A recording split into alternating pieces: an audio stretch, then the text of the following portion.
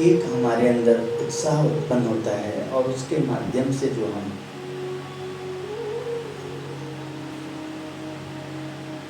भगवान, गुरुदेव, देवी देवताएं और इस उत्सव की जो प्राथमिकता है उन महत्व को सामने वाले व्यक्ति में हम प्रकाशित करते हैं, प्रतिष्ठा करते हैं, तो सहज ही हमें उस गुण का आदान प्रदान के द्वारा खुद उस उत्सव को समझने का प्रयास करते हैं, उसका ध्यान करते हैं, उसके प्रति श्रद्धा जागती है। जितना हमारी श्रद्धा जागती है और उत्सव का महत्व को देखते हैं, स्वामीनारायण जयंती, प्राण प्रतिष्ठा उत्सव की शोभा यात्रा, भगवान स्वामीनारायण के बाद आगे शरद पूर्णिमा, अक्षर ब्रह्म का प्रागट्य दिवस, होली भगत जी महाराज का प्रागट्य दिवस, शास्त्री जी महाराज वसंत पंचमी प्रागट्य दिवस, योगी जी महाराज प्रागट्य दिवस और शिविर, गुरुदेव उत्तम स्वामी जी महाराज प्रागट्य दिवस और एक भव्य अनुष्ठान, उनको याद करके समाज के बीच में उसको रखते हैं। और उसको रखने में जितना हमारी खुद की वर्कशॉप की तैयारी होती है, खुद का जैसा गुण भाव वैसा समाज तैयार होता है। जैसे हम लोग समाज से ही तो आए, अब उत्तम धाम के पक्के सेवक, यहाँ का सेवादार, मुख्य सेवादार, सेवादार की भूमिका, आप रसोई में सेवा कर रहे हैं, आप साफ सफाई की सेवा कर रहे हैं, आप संगत के बीच में आना जाना, विचरण पदरामनी, ठाकुर जी की सेवा कर रहे हैं। इन सब में ध्यान प्रभु का रखना, उसके लिए जो मुमुक्षु को उत्कृष्ट गुण की प्राप्ति किस प्रकार हो सकती है, तो भगवान की कथा वार्ता सुनने में जिसको जितनी प्रीति रहती है उसको जगत से उतना ही मोह मिट जाता है तथा काम क्रोध लोभादि दोषों का नाश हो जाता है। किंतु जिसे कथा वार्ता में आलस्य रहता है उसके संबंध में तो यही अनुमान लगाना चाहिए कि इस व्यक्ति में अच्छे गुण नहीं आएंगे। गढ़रहंते 24। तो अब यहाँ इस पे आ गया, उत्कृष्ट गुण की प्राप्ति के लिए बहुत मेहनत करनी। व्यवहार में स्वाभाविक है कि सब लोग सहज जुड़ते हैं और वहाँ मेकअप होता है और उस तरह का मन, उस तरह का व्यक्तित्व, व्यवहार वाला, ऐसे दिव्य उत्कृष्ट गुण की ओर मेहनत करना उनके लिए आसान नहीं होता है। इसलिए अपन देखते हैं कि हम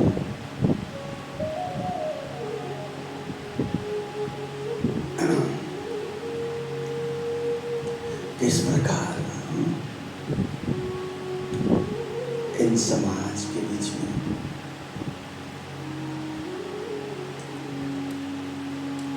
भगवान स्वामीनारायण ने कितनी बारीकी से समाज को उस समय देखा, उनकी आयुष और आने वाला 200 साल, 500 साल, 1000 वर्ष, 2010 वर्ष हमारी बुद्धि के अनुसार अपन कह रहे हैं, आप सोच रहे हैं, हम सोच रहे हैं, किंतु उन्होंने इस कलयुग की कितनी आयुष है और उस हिसाब से जीव को जो हमने गति देना है, मुक्ति देना है, दुख उनका दूर करना है,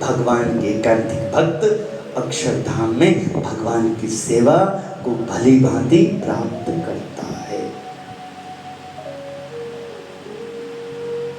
तो जो इसके लिए करेंगे तो स्वामीनारायण के गुणों को प्राप्त करेंगे। उन्होंने तो वृक्ष लगाया है, उन्होंने तो तालाब बनाया है, स्वामीनारायण का महिमा की, स्वामीनारायण का मंदिर मूर्ति प्रतिष्ठा की, उनका ज्ञान ध्यान उपदेश संत। अब यदि इसको लेके चलने वाला मुमुक्षु जो भी मतलब इनके कार्य में निमित्त होगा और वो यदि इसे सांसारिक सोच वाले लोग जो अपना केवल संत समागम से उनका अमूल्य ज्ञान ध्यान पूजा उसमें लग करके देखिए, हाँ ये दुर्बुद्धि का फल होता है कि उनके दर्शन को हम बेच देते हैं अल्प सुख के लिए। इसलिए उससे बचना धर्म, और महापुरुष सब समय इस पे वार करते रहते हैं। और तिल मिलाने वाले, अरे आया कहाँ है तू, पाया किसे है तू, वो दे किसको रहे हैं? अपने खेत में मेहनत कर रहे हैं, अपने प्रभु के व्यवहार रूपी खेत में, ज्ञान रूपी सत्संग में, संत में, भक्त में। किंतु राजा के यहाँ भी अपंग बच्चा पैदा होता है, सेठ साहूकार के यहाँ भी बहुत बड़े विद्वान होते हैं ना, ग्रस्त जीवन उनका होता है, तो वहां भी बहरा लूला लंगड़ा, वहां भी धोखाधड़ी बहुत कुछ होता है। और उसका परिणाम दिखता है कि दुख के सिवा और कुछ नहीं होता है। इसलिए जिनमें गुण विद्यमान होता है और उस गुण के द्वारा जो भगवान श्री हरि की कथा अमृत ज्ञान ध्यान को हर स्थिति में, देह का मान हो चाहे अपमान, क्या करना, दोनों ही हमारे हित का नहीं है। मान बहुत हो तो वो भी सामने वाले का ही है और उसने उसको कैसे लिया। अपमान हुआ तो भी वो सामने वाला का उसने किया, उसमें कितना उसका हित होगा। हमारा इस शरीर का अपमान भगवान की सेवा भक्ति करने में यदि हो भी रहा है तो अपनी सेवा जारी है, तो उसमें महाराज की कृपा बनी रहेगी, हमें त्यागेंगे नहीं।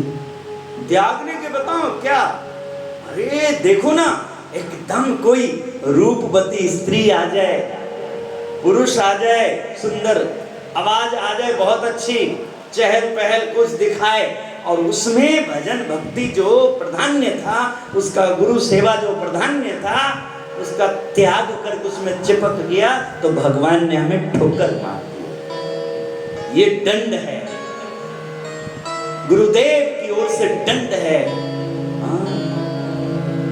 इसलिए उनको कोई फर्क नहीं पड़ता, तो चलते रहते हैं, रुकते नहीं हैं।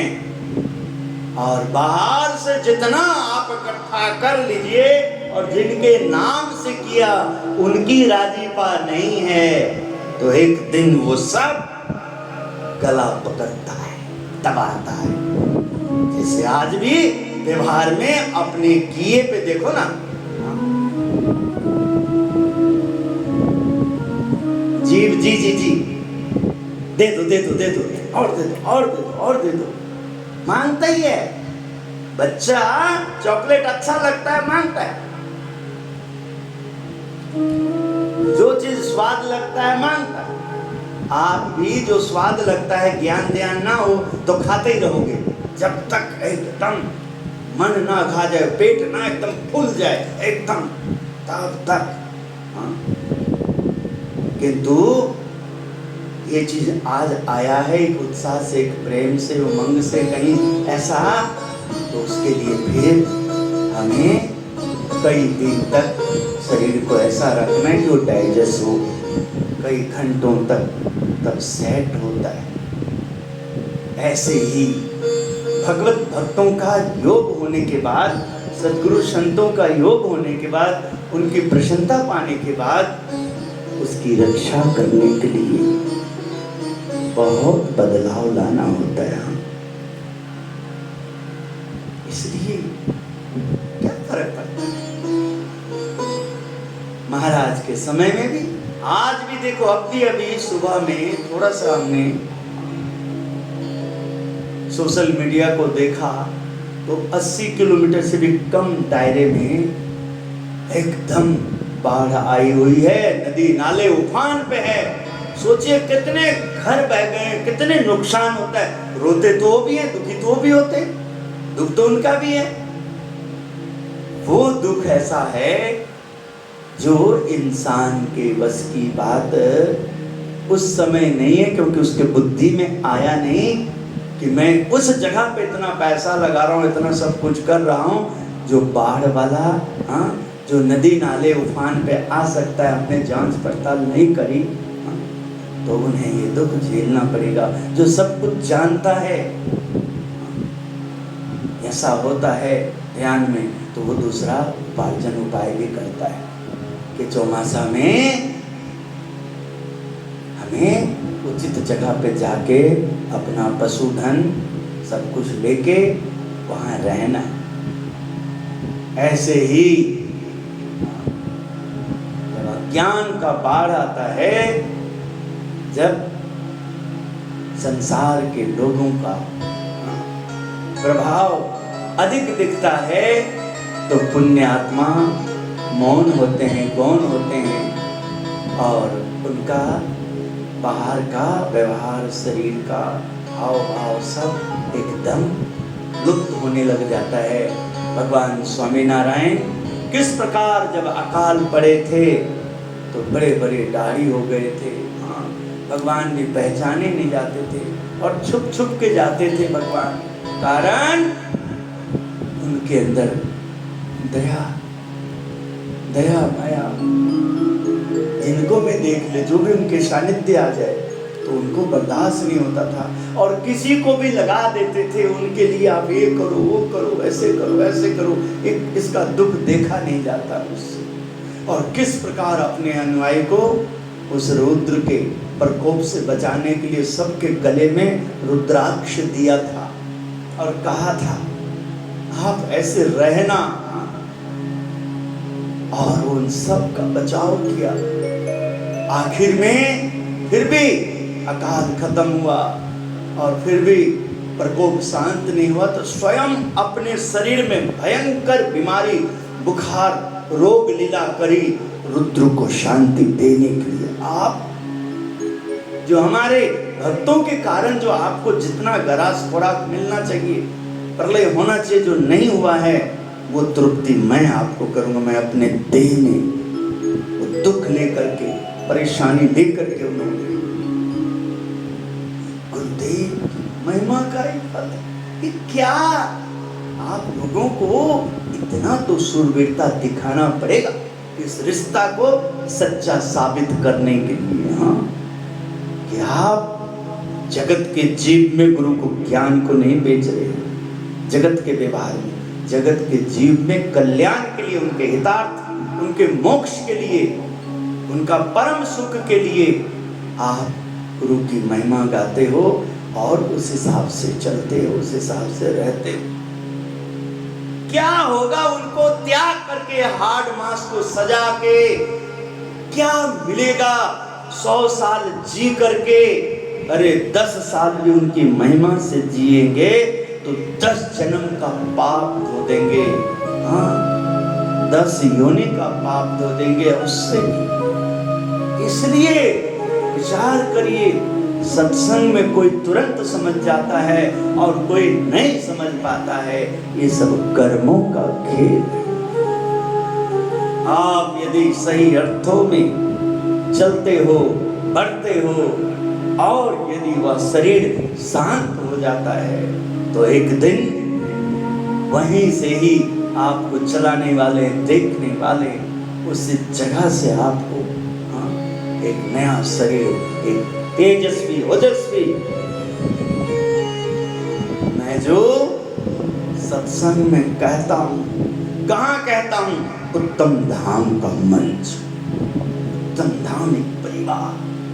तो एक व्यक्ति अपना 54 साल जीवन को जी करके और संघर्ष को देखते हुए लगता है कि आसान नहीं है, गुरुदेव बहुत आगे बढ़ सकते थे उस देह से, किंतु यह अभाव और अवगुण जैसे ही प्राधान्य बनता है तो एकदम सब कुछ नष्ट कर देता है और स्वभाव धारण करता है, हठ योग धारण करता है, जिद योग धारण करता है और अपना मूल्य प्राप्ति को वो क्षण भंगुर तुच्छ मान के लिए, जो उससे अधिक मान यदि कहीं से दिख गया तो उसका भी त्याग कर देगा, अधिक स्वाद दिख गया तो वो भी त्याग हो जाएगा। ये तो लुच्चा लफंगा है, ये मन, सांसारिक स्वभाव,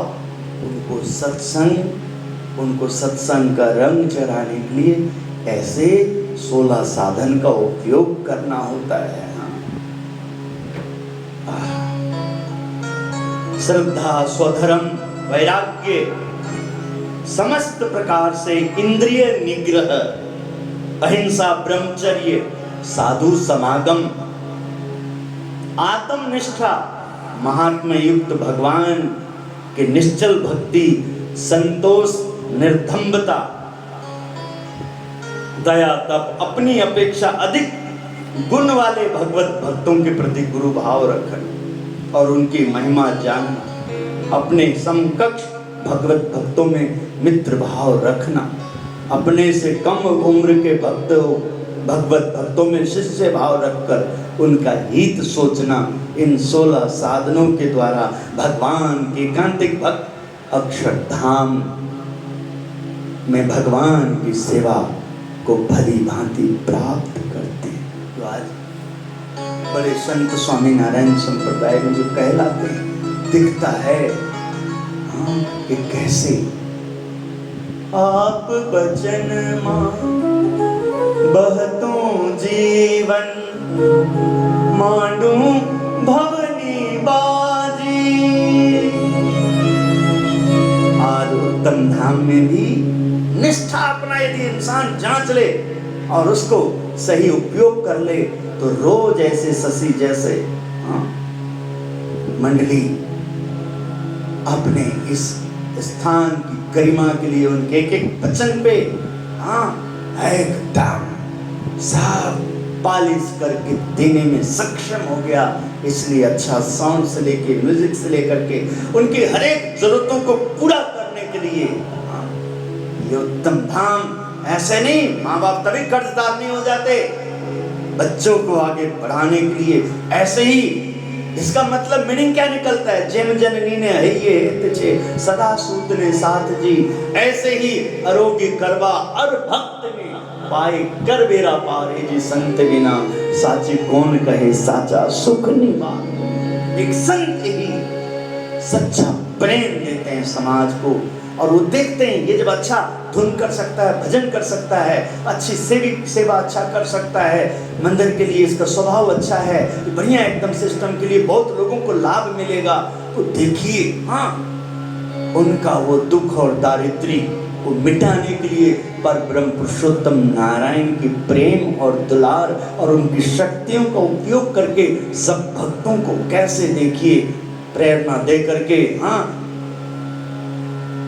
वज्रामृत के अनुसार कैसे उनकी कंगाली दूर हो जाती है, कैसे प्रकट के केवल समर्थ रखते हैं। घेरे घेरे का खेल नहीं होता है, इसलिए इनको बचा के रखना और मौन रहना और काम करना, तो इनमें दौड़ना, फिर देखो उसका कितना कदर होगा।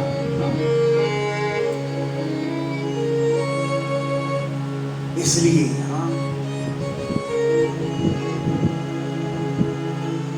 पर ब्रह्म पुरुषोत्तम भगवान स्वामी नारायण किस प्रकार अपने संतों के लिए, अपने भक्तों के लिए महाराज ने दिन रात एक कर दिए। किस प्रकार हल उठाते, हल जोतते, खेत की रक्षा करते, घर परिवार की रक्षा करते, सब में संभाल करते, सबका ध्यान रखते हैं।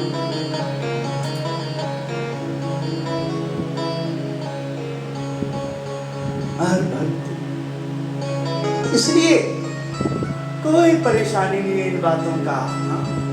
कौन क्या कहता है, क्योंकि धर्म किया, धर्म ही कर रहे हैं। और जिस दिन धर्म कर्म सही नहीं होगा, उनके पास सब शक्ति है, ऐसा कीड़ा दे देंगे, ऐसा रुख दे देंगे, ऐसा कि एक दिन भी टिकना मुश्किल, एक रात निकालना मुश्किल। पानी में ऐसा विष दे देंगे, ऐसा कुछ कर देंगे। भगवान, भगवान से ही केवल प्रेम है, डर है कि प्रभु आपकी राजीपा बना रहे, आपकी प्रसन्नता। क्या करना है, कितना देखना है, कितना लोगों को देखना है। अरे महाराज का जब जब जो मिले, महाराज की महिमा को आगे लेके जाना है। और जो यहाँ 16 साधन कहा है, उस पे ध्यान दे। अपने से कम उम्र वाले के प्रति शिष्य भाव, और बड़े उम्र वाले के गुरु भाव, कुछ भाव। सत्संग में सिद्ध क्या करना है? ऐसे लोगों का क्या, वो तो व्यवहार है, वो तो ना ध्यान रखने के कारण एकदम आया और सदगुरु के सीट पे बैठ गया। बड़े पूज्यवर के सीट पे बैठ गया। वो तो बच्चे ऐसा अनजान ऐसा करता है, छोटे बच्चे बाप के गोद में बैठता है, बड़े थोड़ी ना ऐसे करते। वो तो एकदम ऐसे समय में जब आप ज्ञान और ध्यान, तप और त्याग, व्रत, यम नियम, संयम, सत्संग में उत्कृष्ट गुण को जीने वाले ऐसे ज्ञानवान ध्यानवान का वर्चस्व को बनाना ही एक बहुत सुंदर BAPS जैसे संगठन का दर्शन करना।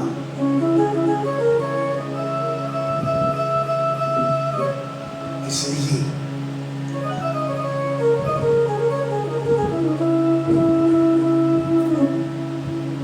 हमें तो उस बात की भी प्रसन्नता रहती है जो नहीं दिखता है, कि ये उत्तम धाम के लिए जन्म लेना है, और अपने बस में नहीं है, उनके पास अर्जी है कि सेवक बन करके, जो गुरु बन करके, गुरु सेवा में, गुरु के सानिध्य में ऐसे संभव ना हो तो फिर जन्म लेके सेवक बनेंगे, गुरु का भक्त बनेंगे, चरण रज लेंगे और दिखाएंगे। मिट्टी बिच मिल के दाने नु जिंदगी मिल जाती है,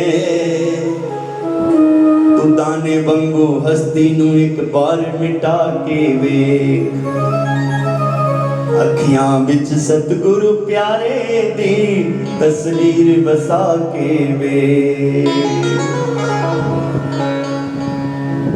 गुरुदेव के लिए, अरे इसमें क्या है, उनको भी, उन्होंने भी देखिए सोचा, व्यवहार है बिल्कुल सही, और वो गुजरात से आकर के अपने गुरु के नाम से धाम बनाए और परेशान हुए व्यवहार ने। देखो अपने आप तो मस्त रहे ना, वहां उनका समाधि बना। आज भी लोग, उस समय भी बहुत मतलबी लोग होते थे, आज भी है, स्वाभाविक है, ये गलत नहीं है भाई। आपको क्या बनना है ये है, ज्ञान। आप क्या बनना चाहते हो, क्या करना चाहते हो, उसके लिए ये वचन, उसके लिए आलस का त्याग करना होता है, निंद्रा का त्याग करना होता है। उसके लिए क्या है, हम भी प्रयास करेंगे, किसी मठ में जाकर के प्रयास करें, उनकी महिमा गाएं, मिल जाएगा आसन? उससे क्या होगा?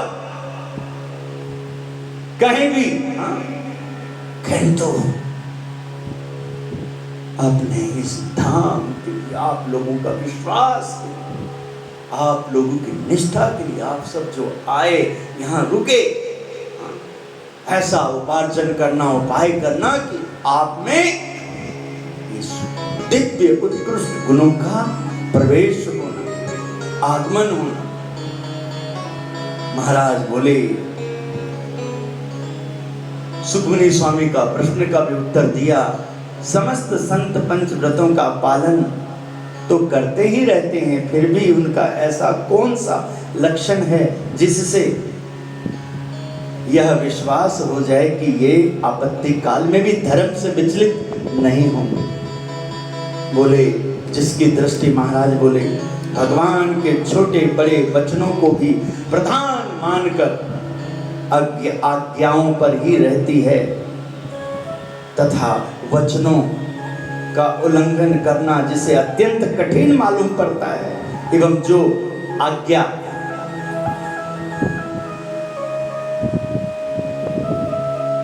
पालन में ना तो अतिरेक करता है और ना कुछ कमी रखता है, ऐसी दृढ़ता जिस भक्त के हृदय में हो, उसके संबंध में जान लेना चाहिए कि वह आपत्ति काल में भी धर्म से विचलित नहीं होगा। ये कृपा है। इसलिए मैंने तो गुरुदेव को भी, स्वामी जी महाराज भी समागम में सुनते थे, आप पहले तौला करो, देखा करो। जो कहता था वो भी पछताता था, बड़ा तो ज्ञानी आ गया, भोलेनाथ जी दे देते हैं, भगवान दे देते हैं। गुरुदेव कहते, भगवान को राजी करना है तो छल कपट से ऊपर उठना पड़ेगा। भाव एकदम भोला वाला होना चाहिए, भाव में थोड़ा सा भी अभाव नहीं आना चाहिए, अवगुण नहीं आना चाहिए दिल से। जब हम ऐसे भाव से दिव्य उत्कृष्ट गुण का ज्ञान और ध्यान करेंगे और वैसे ही रहेंगे, और महाराज के चरणों में जरा विचार करिए, कोई माथा टेकेगा, आपको हाथ जोड़ेगा, उसको थप्पड़ थोड़ी न मारेगा, प्रेम करेगा, सही अर्थों में सब कुछ एकदम प्रयास करेगा, तो भीतर से चाहे वो कितना भी परेशान क्यों ना हो, बाहर यदि वो आया है, आरती कर रहा है, उल्टा उतारने आता है आरती, तो तुरंत आप उसका हाथ पकड़ करके सीधी आरती उतारो। प्रसाद लेना भी नहीं आता होगा, तुरंत कहोगे नहीं ऐसे लो, ऐसे प्रणाम करो, सब कुछ विलंब नहीं करो, खूब मेहनत करोगे। वो यदि लगातार प्रयास करेगा तो आप भी करते करते उसको भक्त के श्रेणी में बैठा दोगे। अब उसका कपट एक दिन उजागर होगा, आपने तो उनके अच्छे के लिए किया, उसने डंक मारना, उसने दिखा देना मैं क्या हूँ, उसका स्वभाव, बिच्छू का स्वभाव है। संत ज्ञानेश्वर जी का क्या उदारता थी, देखिए, बिच्छू पानी में बह रहा है और छटपटा रहा है बाहर निकलने के लिए, संत वहां नहा रहा है। संत ज्ञानेश्वर ने तुरंत उसको बचाने का प्रयास किया, हाथ दिया और बाहर लेके जा रहे हैं, और बिच्छू ने डंक मारा और संत ने फिर भी उसका त्यागा नहीं और मूर्छित होकर के उसे बाहर निकाल दिया और बेहोश हो गए। और लोगों ने उसको समझाया, अरे आपको ज्ञान नहीं किया था, आपने क्यों नहीं त्याग किया, आप जैसे संत की कितनी जरूरत है हमें व्यवहार में, जिससे हम सब का भला होगा। वो बिच्छू है महाराज, उसको ज्ञान नहीं है, देखिए आपका प्राण अभी निकल जाता, ये तो बहुत उपचार के बाद आप बचे हैं। जी तैयार होना है, इसके बिना हम बहुत लाचार हैं। जो भी सेवा में है उन्होंने सेवा का ध्यान देने से बढ़ के और कुछ नहीं है, इसलिए प्रयास करना ये हमें बहुत तकलीफ देता है। जैसे ही ड्राइवर हमारा सिस्टम को लेने, स्वामी को लाने ले जाने वाला, करने वाला, सब कुछ देने, खाने पीने, वो जितना तेजस्वी ओजस्वी होगा उतना ही महाराज की भक्ति में रोचक आएगी, विविधता आएगी, कृपा होगी। संत ज्ञानेश्वर ने कहा उसको पता है कि मैं बिच्छू हूं, मेरा काम है डंक मारना, तो मैं बिच्छू नहीं हूं, मैं इंसान हूं और मुझे ज्ञान हो गया है कि मैं ज्ञानेश्वर भगवान का ज्ञान को प्राप्त किया हूँ, गुरु ज्ञान को प्राप्त किया हूँ, ब्रह्म ज्ञान को प्राप्त किया हूँ। वो मेरे सामने आया क्यों? कि मेरी कसौटी थी आप लोगों में मेरा प्यार बढ़ना था, गुरु का प्यार, सत्संत का प्यार, भक्त का। आप सबको एक मुझे सच्चे संत मिले हैं, यह व्यवहार में विश्वास दिलाना था, भगवान ने आपको दिलाना था कि संत ज्ञानेश्वर के ऊपर विश्वास करो, वो सच्चा संत है। इसलिए मैंने कोई अधर्म नहीं, मैंने बिल्कुल अपना धर्म निभाया। बिच्छू के ऊपर दया मेरे अंदर आई, मेरा ध्यान में उस समय डुबकी मारता होता, मैं शरीर मलता होता, मैं जैसे एकदम नहाते समय तो बिच्छू निकल गया होता। मेरे ध्यान उस समय आई जब मैं प्रार्थना कर रहा हूँगा, जब एकदम डुबकी लगाने से पहले मैं प्रार्थना कर रहा हूँगा, तब मैंने वो किया भगवान स्वामीनारायण ने। इसलिए एक एक उनका वचन, एक एक कार्य, उनके ऊपर ध्यान वो जरूर दे जिन्होंने कंठी धारण किया है, पूजा लिया है, सेवक बने हैं। लेने वाले और देने वाले दोनों का धर्म बनता है कि इसकी रक्षा हो और इसकी अपार महिमा हो, महात्मा युक्त भक्ति प्रकट हो, लेने देने दोनों। किनको लिए, कौन मिले, कौन है हमें, किस रूप में मिले हैं, अपने आप देखिएगा। कृपा श्रीपतिम श्रीधरम सर्वदेव ईश्वरम भक्त धर्मात्मजम वासुदेवम हरे माधवम केशवम कामदम कारणम स्वामी नारायणम नीलकंठम भजे। जय स्वामी नारायण।